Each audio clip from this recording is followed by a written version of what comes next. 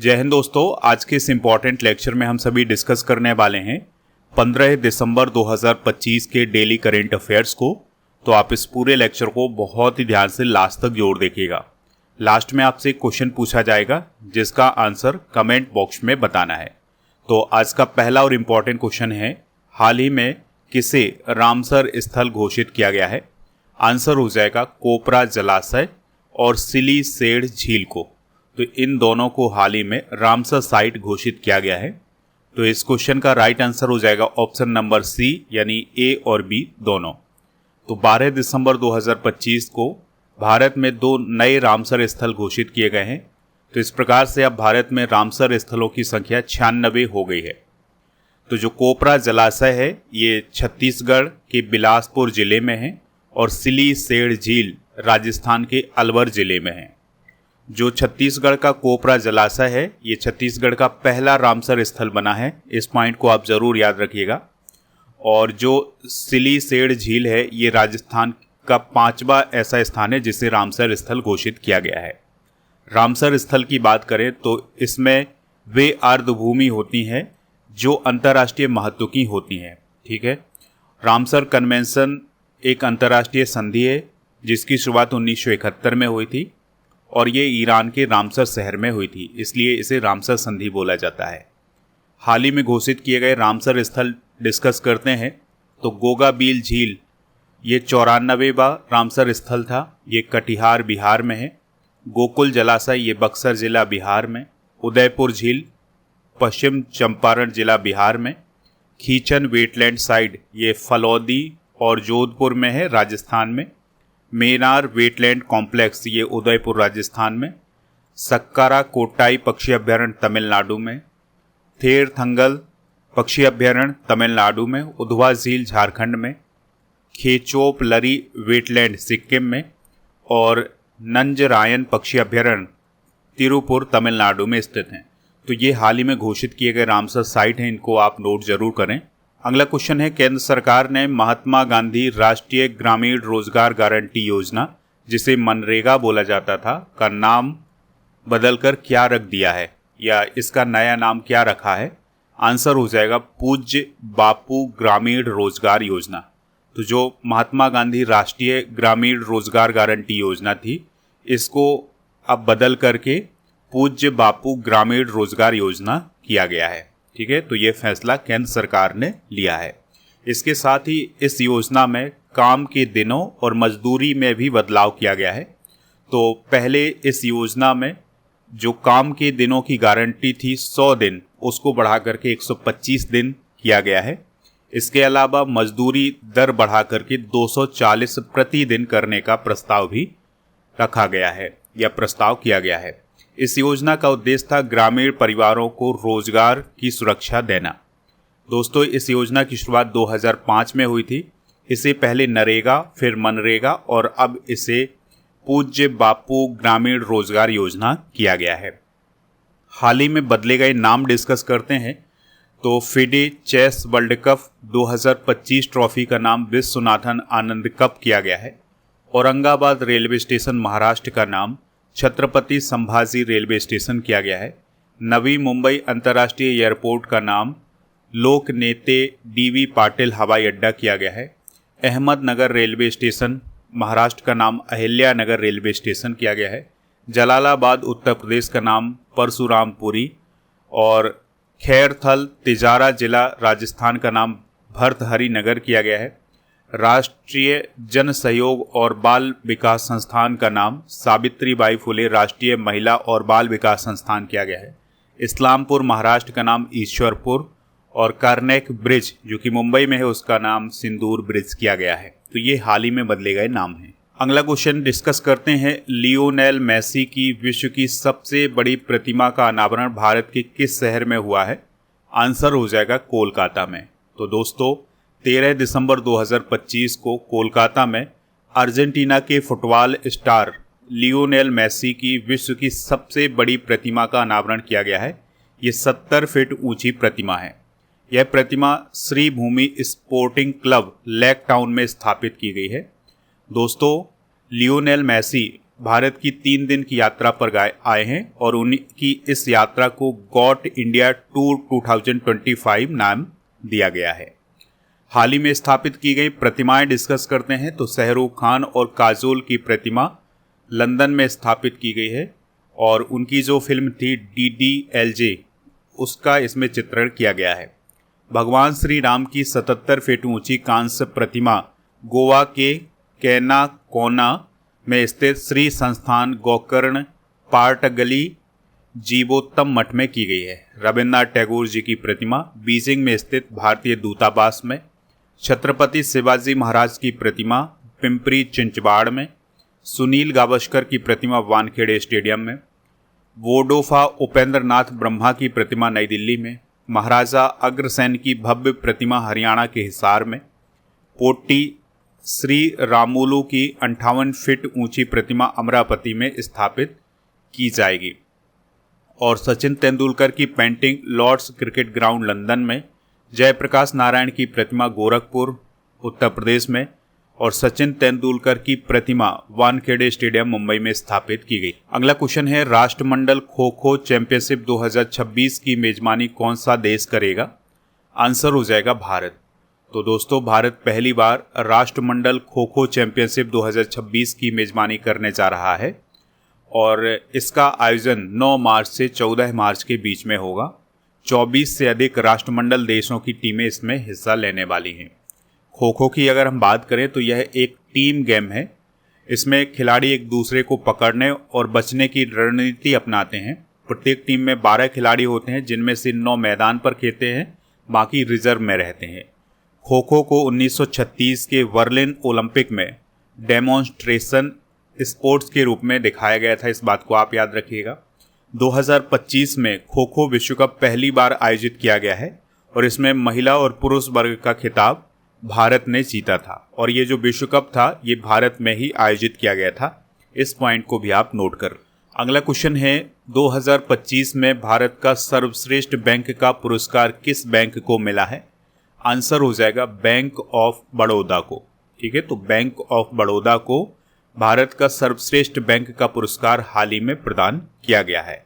ठीक है, तो यह पुरस्कार the bankers bank of the year award 2025 में एशिया पैसिफिक में दिया गया है।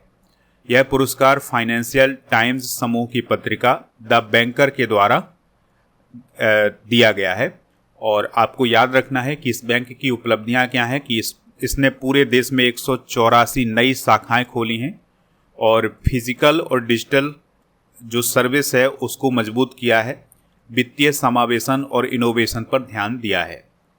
बैंकिंग करेंट अफेयर्स डिस्कस करते हैं तो भारतीय प्रतिभूति और विनिमयन बोर्ड, जिसे सेबी बोला जाता है, इसने past risk and return verification agency नामक एक नई सत्यापन प्रणाली लॉन्च की है। इंटरनेशनल मॉनेटरी फंड ने भारत के यूपीआई को दुनिया का सबसे बड़ा रियल टाइम पेमेंट सिस्टम हाल ही में बताया है। प्रधानमंत्री जन धन खातों में कुल जमा राशि 2.74 लाख करोड़ के पार हो गई है। फिनो पेमेंट बैंक भारत का पहला ऐसा भुगतान बैंक बना है जिसे स्मॉल फाइनेंस बैंक में बदला गया है। तो ये हाल ही में आरबीआई के द्वारा मंजूरी दी गई है। आरबीआई ने उषा जानकी रमन को एग्जीक्यूटिव डायरेक्टर के रूप में नियुक्त किया है। आरबीआई ने एस कृष्णन को जम्मू कश्मीर बैंक के अध्यक्ष के रूप में नियुक्ति को मंजूरी दी है। अगला क्वेश्चन है, मेटा इंडिया ने हाल ही में किसे सार्वजनिक नीति का नया प्रमुख नियुक्त किया है? आंसर हो जाएगा अमन जैन को। तो दोस्तों, मेटा इंडिया ने अमन जैन को सार्वजनिक नीति का नया प्रमुख नियुक्त किया है। वे 2026 की शुरुआत से अपना पद संभालेंगे।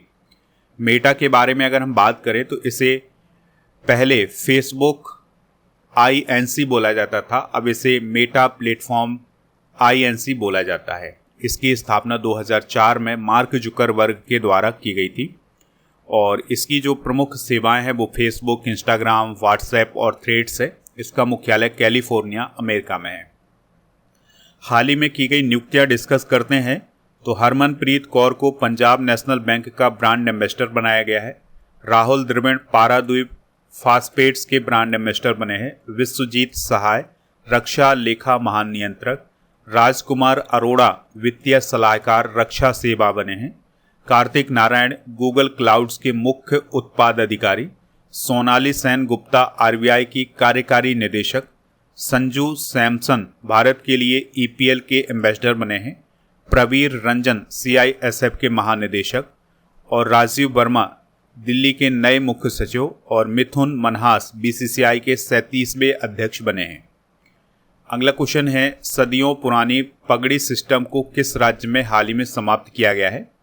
आंसर हो जाएगा महाराष्ट्र। तो दोस्तों, महाराष्ट्र सरकार ने मुंबई की आवास व्यवस्था में दशकों से चली आ रही पगड़ी सिस्टम को समाप्त करने की घोषणा की गई है। यानी कि मुंबई में जो पगड़ी सिस्टम चल रहा था उसको समाप्त करने की घोषणा महाराष्ट्र सरकार के द्वारा की गई है। पगड़ी सिस्टम का मतलब क्या है? तो इसमें जो किराएदार होता है वो मकान मालिक को एक मुश्त बड़ी राशि देकर के लंबे समय तक किराए पर रहने का अधिकार प्राप्त करता था। तो अब इस सिस्टम को समाप्त कर दिया गया है मुंबई में। ठीक है, तो ये फैसला महाराष्ट्र सरकार के द्वारा लिया गया है। इसका उद्देश्य है आवास व्यवस्था को पारदर्शी, आधुनिक और न्याय संगत बनाना है। अब नया प्रावधान क्या किया गया है कि अब किराएदारी और मकान मालिक के अधिकार कानूनी दस्तावेजों और नियामक ढांचे से तय होंगे। महाराष्ट्र की बात करें, स्थापना 1 मई 1960 को हुई थी। मुंबई इसकी राजधानी है। आचार्य देवव्रत वर्तमान में यहाँ के राज्यपाल हैं। इन्हें अतिरिक्त प्रभार दिया गया है और मुख्यमंत्री हैं देवेंद्र फडणवीस। विधान परिषद की 78, विधान परिषद की 288, राज्यसभा की 19 और लोकसभा की 48 सीटें। अगला क्वेश्चन है, नासा का मावेन मिशन किस ग्रह की कक्षा में एक्टिव था जिससे हाल ही में संपर्क टूट गया है? आंसर हो जाएगा मंगल। तो दोस्तों, नासा ने हाल ही में ये पुष्टि की है कि उसका जो मार्स ऑर्बिटर था जिसका नाम था मावेन, तो उससे अचानक संपर्क टूट गया है। ठीक है, और आपको याद रखना है कि यह जो मिशन था ये 2013 में लॉन्च किया गया था। 2014 से मंगल की कक्षा में इसने अपना काम करना शुरू किया था। मावेन का मुख्य उद्देश्य मंगल ग्रह के ऊपरी वायुमंडल और आयन मंडल का अध्ययन करना था। यह मिशन सूर्य और सौर वायु के साथ मंगल की अंतःक्रियाओं को समझने के लिए बनाया गया था। मावेन ने यह भी अध्ययन किया था कि समय के साथ मंगल ने अपना वायुमंडल कैसे खोया है। तो काफ़ी महत्वपूर्ण मिशन था ये नासा का। हालांकि अब इससे संपर्क टूट गया है। अगला क्वेश्चन है, देश का पहला बायो एथिक्स सेंटर कहाँ शुरू किया गया है? आंसर हो जाएगा आणंद, गुजरात में। तो दोस्तों, गुजरात ने मेडिकल शिक्षा में एक नई पहल की शुरुआत की है। तो आणंद के प्रमुख स्वामी मेडिकल कॉलेज में देश का पहला बायो एथिक्स सेंटर शुरू किया गया है। बायो एथिक्स सेंटर का उद्देश्य है मेडिकल छात्रों और डॉक्टरों को चिकित्सा, नैतिकता और मानवीय मूल्यों की शिक्षा देना है। यह केंद्र मरीजों के अधिकार, डॉक्टरों की जिम्मेदारी और चिकित्सा निर्णयों में नैतिक पहलुओं पर ध्यान देगा।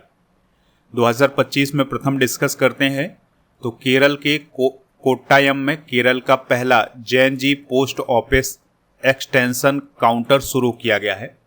ऑस्ट्रेलिया की विक्टोरिया यूनिवर्सिटी 2026 तक गुरुग्राम में अपना पहला भारतीय कैंपस खोलेगी। सूडान ने रूस को अफ्रीका में अपना पहला नौसैनिक अड्डा स्थापित करने की अनुमति दी है। दिल्ली का इंदिरा गांधी अंतर्राष्ट्रीय हवाई अड्डा भारत का पहला वाटर पॉजिटिव एयरपोर्ट बना है। भारत का पहला टेस्ला सेंटर गुरुग्राम में खुलेगा। पंजाब संशोधित भारत नेट योजना को राज्यव्यापी लागू करने वाला पहला राज्य बना है, यानी इसने पूरे राज्य में उसको लागू किया है। बांग्लादेश संयुक्त राष्ट्र जल सम्मेलन में शामिल होने वाला पहला दक्षिण एशियाई देश बना है। कर्नाटक भारत का पहला ऐसा स्टेट बना है जिसमें मासिक धर्म के लिए सवेतन अवकाश मिलेगा। अगले क्वेश्चन की तरफ बढ़ते हैं। क्वेश्चन क्या है? नरगिस मोहम्मदी किस देश की नोबेल शांति पुरस्कार विजेता हैं जिन्हें हाल ही में गिरफ्तार किया गया है? आंसर हो जाएगा ईरान। तो ईरान की मानवाधिकार कार्यकर्ता और 2023 की नोबेल शांति पुरस्कार विजेता नरगिस मोहम्मदी को ईरान के जो सुरक्षा बल हैं उन्होंने गिरफ्तार किया है। यह जो गिरफ्तारी हुई है वो मशहद शहर में हुई है और ईरानी सुरक्षा बलों ने उन्हें हिंसक तरीके से हिरासत में लिया है, जिसकी चारों तरफ आलोचना भी हो रही है। नरगिस मोहम्मदी पहले भी कई बार जेल जा चुकी हैं और लगभग 20 वर्षों से लगातार मानवाधिकारों के लिए वो संघर्ष कर रही हैं। नोबेल शांति पुरस्कार की बात करें तो पहली बार ये 1901 में प्रदान किया गया था और यह हर साल उन व्यक्तियों या संस्थाओं को दिया जाता है जिन्होंने शांति और मानवता के लिए विशेष योगदान दिया होता है। 2025 का जो नोबेल शांति पुरस्कार है, ये वेनेजुएला की विपक्ष की नेता मारिया कोरिना मचाडो को दिया गया है। तो ये सारे इंपॉर्टेंट पॉइंट आप नोट जरूर करें। तो इस प्रकार से हमने आज के करेंट अफेयर्स को डिस्कस कर लिया है। दोस्तों, आप स्टडी करके ऐप को इंस्टॉल कर लें, जिसका लिंक डिस्क्रिप्शन बॉक्स में दिया गया है। तो यहाँ पर आपको premium course, paid course, e book, test series, test pass, daily current affairs की PDF और नोट्स, ये सभी ऑप्शन मिल जाएंगे।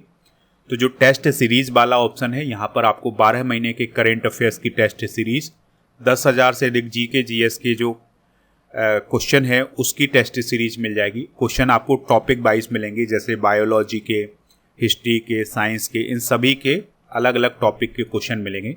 Computer special test, daily current affairs का टेस्ट और करेंट अफेयर्स का मॉक टेस्ट आपको यहाँ पर मिलेगा।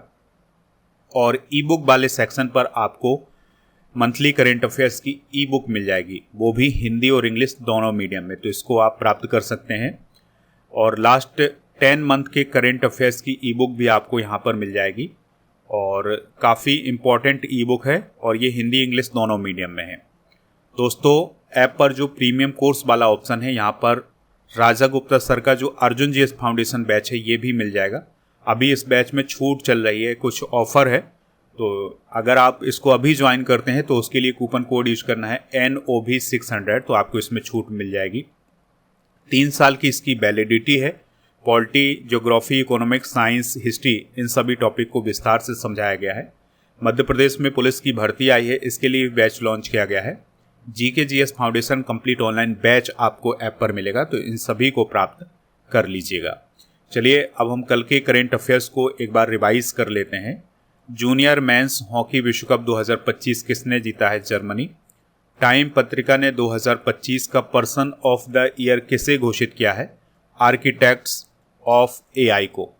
भारत अंटार्कटिका में मौजूद मैत्री अनुसंधान केंद्र के स्थान पर कौन सा नया केंद्र स्थापित करने की योजना बना रहा है? मैत्री 2। ट्राई हिल्स असेंबल्स का चौथा संस्करण कहां आयोजित किया गया है? शिलोंग में। आलिया भट्ट को गोल्डन ग्लोब्स होराइजन अवार्ड किस फिल्म फेस्टिवल में दिया गया है? रेड सी इंटरनेशनल फिल्म फेस्टिवल में, ये सऊदी अरब में आयोजित किया गया है। भारत का पहला स्वदेशी हाइड्रोजन फ्यूल सेल यात्री पोत किस शहर में शुरू हुआ है? वाराणसी। 33वें दक्षिण पूर्व एशियाई खेलों का आयोजन किस देश में किया गया है? थाईलैंड। मुल्लामपुर में किस स्टेडियम में युवराज सिंह और हरमनप्रीत कौर के नाम पर नए स्टैंड बनाए गए हैं? तो महाराजा यादविंद्र सिंह अंतर्राष्ट्रीय क्रिकेट स्टेडियम। शिवराज पाटिल कौन थे जिनका निधन हो गया है? पूर्व केंद्रीय गृह मंत्री। भारत ने किस देश के साथ दवा गुणवत्ता मानकों पर सहयोग बढ़ाने के लिए एक समझौते पर हस्ताक्षर किए हैं? आंसर हो जाएगा इसका लाइबेरिया। दोस्तों, आज के जनरल नॉलेज के पिटारे में हम राष्ट्रपति से संबंधित कुछ इंपॉर्टेंट आर्टिकल डिस्कस करेंगे। तो अनुच्छेद 52 में भारत के राष्ट्रपति का वर्णन किया गया है। कई बार एग्जाम में पूछा गया है कि वह कौन सा आर्टिकल है जिसमें राष्ट्रपति का वर्णन किया गया है, तो अनुच्छेद 52 में किया गया है। अनुच्छेद 53 में संघ की कार्यपालिका शक्ति राष्ट्रपति में निहित बताई गई है। अनुच्छेद 54 में राष्ट्रपति का निर्वाचन बताया गया है, ये भी काफ़ी इंपॉर्टेंट आर्टिकल है। अनुच्छेद 55 में निर्वाचन की रीति बताई गई है, यानी निर्वाचन कैसे होगा। अनुच्छेद 56 में पदावधि बताई गई है। अनुच्छेद 57 में पुनर्निर्वाचन की पात्रता बताई गई है। अनुच्छेद 58 में राष्ट्रपति बनने की योग्यताएं। अनुच्छेद 59 में राष्ट्रपति के पद की शर्तें बताई गई हैं। अनुच्छेद 60 में शपथ और प्रतिज्ञान बताया गया है। अनुच्छेद 61 में महाभियोग की प्रक्रिया। अनुच्छेद 62 में पद शक्ति बताई गई है। और अनुच्छेद 70 की बात करें तो आकस्मिक परिस्थितियों में राष्ट्रपति के कर्तव्य बताए गए हैं। अनुच्छेद 71 की बात करें तो राष्ट्रपति के निर्वाचन से संबंधित विवाद। अनुच्छेद 72 में क्षमा, दया आदि की शक्ति बताई गई है। अनुच्छेद 74 में मंत्री परिषद की सहायता और सलाह बताई गई है। अनुच्छेद 75 में प्रधानमंत्री की नियुक्ति अप्रत्यक्ष रूप से राष्ट्रपति के द्वारा किस प्रकार से की जाती है ये बताया गया है। अनुच्छेद 76 में भारत के महान्यायवादी की नियुक्ति बताई गई है। अनुच्छेद 78 में, क्योंकि यहाँ पर 76 की बात करें तो भारत के महान्यायवादी की नियुक्ति कौन करते हैं? प्रेसिडेंट करते हैं। अनुच्छेद 78 की बात करें तो राष्ट्रपति को सूचना देने का दायित्व बताया गया है प्रधानमंत्री का। अनुच्छेद 85 संसद सत्र आह्वान, स्थगन और विघटन की बात की गई है। अनुच्छेद 86 में संसद को संदेश की बात की गई है। और अनुच्छेद 111 में विधेयकों पर राष्ट्रपति की स्वीकृति। अनुच्छेद 123 में अध्यादेश जारी करने की शक्ति। अनुच्छेद 143 में सर्वोच्च न्यायालय से परामर्श ये बताया गया है। तो ये सारे आर्टिकल हैं राष्ट्रपति से रिलेटेड, इन सभी को आप नोट कर लें, यहाँ से क्वेश्चन जरूर बनता है एग्जाम में। कल के करेंट अफेयर्स में आपसे जो क्वेश्चन पूछा गया था उसका आंसर था चंडीगढ़ यूनिवर्सिटी। तो लगभग सभी लोगों ने इसका आंसर चंडीगढ़ यूनिवर्सिटी बताया हुआ है। आज आपके लिए क्वेश्चन है भारत के राष्ट्रपति का वर्णन किस आर्टिकल में है? जो भी इसका राइट आंसर हो कमेंट बॉक्स में हमें ज़रूर बताएं। स्टडी करके ऐप को इंस्टॉल करेंगे तो वहाँ पर बहुत सारी PDF भी मिल जाएगी और मंथली करेंट अफेयर्स की ई-बुक का पैकेज मिल जाएगा, यानी कि एक साथ आप ई-बुक प्राप्त कर सकते हैं मंथली करेंट अफेयर्स की। उसके लिए आपको कूपन कोड यूज करना है पैकेज 100। टेलीग्राम चैनल को ज्वाइन कर लें जिसका नाम स्टडी कर ऑफिशियल है। 1000 टॉपिक वाइज करेंट अफेयर्स की PDF आपको ऐप पर मिलेंगी, तो इनको प्राप्त कर सकते हैं। और ऐप पर दोस्तों आपको टेस्ट पास वाला ऑप्शन मिलेगा जहां पर 1 साल की वैलिडिटी के साथ 4000 से अधिक टेस्ट मिल जाएंगे।